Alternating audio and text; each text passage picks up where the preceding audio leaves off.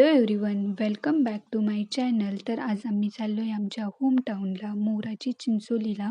चला तर तुम्हीही येताय का आमच्यासोबत आमच्या गावची सफर करायला? कुठे बाहेर निघालो ना तर परी खूपच हॅप्पी होते. मग गाडीत बसल्यावर असा तिचा डान्स ॲक्टिंग चालू होते. मोराची चिंचोली नावाप्रमाणेच भरपूर मोर असलेले आणि खूप सारी चिंचेची झाडे असलेले गाव आहे. असे म्हटले जाते की पेशवे राजवटीत या गावात खूप साऱ्या चिंचांच्या झाडांची लागवड करण्यात आली. कालांतराने या झाडांची संख्या खूपच वाढली. जिकडे पाहावे तिकडे चिंचेचीच झाडे. म्हणून अनेक पक्षी विशेषतः मोर या झाडांना आकर्षित झाले. म्हणून या गावचे नाव मोराची चिंचोली असे पडले. निसर्गाच्या सानिध्यात गेल्यावर माणसाचे मन किती रिफ्रेश होऊन जाते ना, आणि पुन्हा रोजच्या रुटीनमध्ये गेल्यावर नव्याने काम करण्याची ताकद येते. हा इथला व्ह्यू तर पहा, किती छान वाटतंय ना. सगळीकडे हिरवीगार घनदाट झाडी.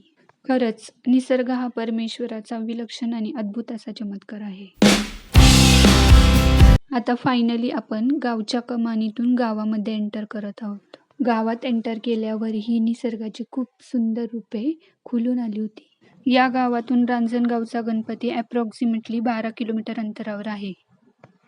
हे आमच्या गावातील कुलदैवताचे खंडोबाचे मंदिर आहे. त्यानंतर आम्ही पोहोचलो माझ्या छोट्या सासऱ्यांच्या टुरिझम सेंटरवर, म्हणजे श्री म्हाळसाकान कृषी पर्यटन केंद्रावर.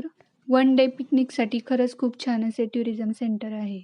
तुम्ही पाहू शकता एंट्रन्स किती छान आहे. आणि फायनली आपला मोशी ते चिंचोली हा प्रवास कंप्लीट झालेला आहे. पुण्यापासून चिंचोली अप्रॉक्सिमेटली 50 ते 55 किलोमीटर आहे. प्रवासात डान्स करून दमल्यामुळे परी झोपी गेली आणि इथे आल्यावर तिला अचानक जाग आली. 2 दिवस खूप पाऊस झाल्यामुळे इथे खूपच कमी टुरिस्ट लोक आले होते. चला आमच्या गावाकडच्या फॅमिली मेंबरला भेटूया.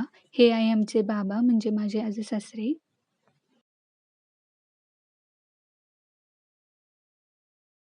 हे आहेत छोटे सासरे, म्हणजे म्हाळसाकान कृषी पर्यटनाचे ओनर.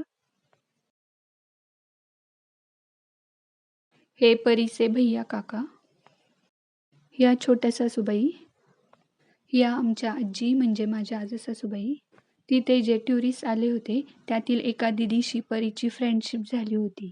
इथे मोर पाहण्यासाठी टुरिस्ट लोकांना ट्रॅक्टरमध्ये नेतात, तर आम्हीही निघालो होतो त्यांच्या संगे मोर पाहायला. इथे एक मोर पळतोय, तुम्हाला दिसला का? मला कमेंट करून नक्की सांगा. मोर पाहून झाल्यावर आम्ही पुन्हा आलो घरी, म्हणजे म्हाळसाकान कृषी पर्यटन केंद्रावर, आणि परीचे अशा प्रकारे मज्जा मस्ती चालू झाली. त्यानंतर आम्ही निघालो घरी, आणि घरी येताना देवाचे दर्शन घेऊन आलो.